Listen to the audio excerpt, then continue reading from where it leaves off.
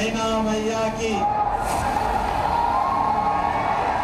North Korea वाला है ना किंग जोंग, उसको भी बुला ले बिहार, और दोनों को, योगी जी और उन दोनों को साथ खड़ा कर दिया जाए।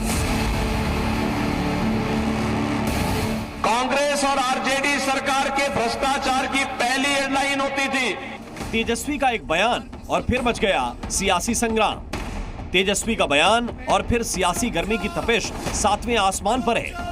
400 पार के लिए मोदी और योगी की बिहार पर लगातार नजर है और लगातार बिहार का दौरा कर रहे हैं। तो तेजस्वी को यही बात खटक गई।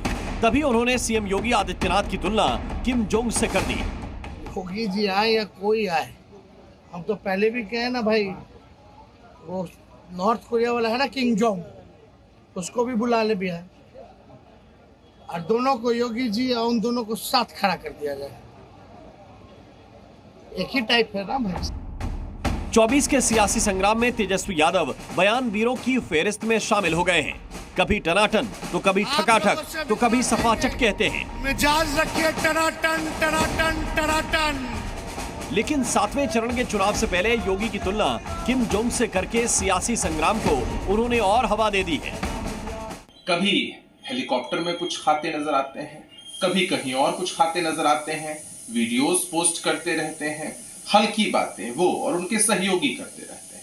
उन्हें सोचना चाहिए कि जनता एक सशक्त नेतृत्व चुनना चाहती है। तो आईने में अपनी शकल देखते और अपनी पार्टी का कर्म देखते, तो मुझे लगता है शकल से भी और कर्म से भी किम जोंग कौन लगता है, वो तेजस्वी यादव को बताने की आवश्यकता नहीं पड़ेगी। सवाल यह है कि तेजस्वी यादव इतने गुस्से में क्यों हैं और योगी की तुलना किम जोंग से क्यों की। तो मंगलवार को योगी पाटलिपुत्र लोकसभा सीट पर प्रचार के लिए गए थे और लालू यादव के परिवार पर जमकर निशाना साधा। यही बात उन्हें बुरी लग गई। जैसे सामने अखबार आता था, पहली हेडलाइन उसमें होती थी सरकार के किसी भ्रष्टाचार की। कांग्रेस और आरजेडी सरकार के भ्रष्टाचार की पहली हेडलाइन होती थी।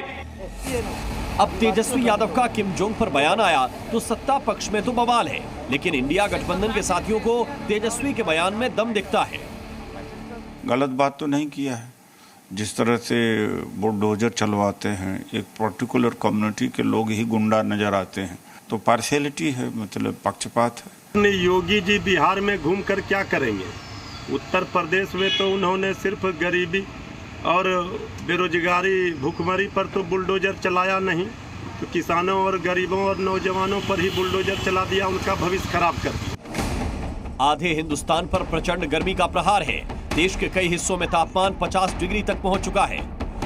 कल राहुल गांधी ने अपने सिर पर बोतल से पानी उड़ेलकर गर्मी का एहसास कराया था, लेकिन 24 के बयान वीरों से चुनाव की सियासी गर्मी लगातार बढ़ रही है। ब्यूरो रिपोर्ट, जी मीडिया। जी न्यूज़।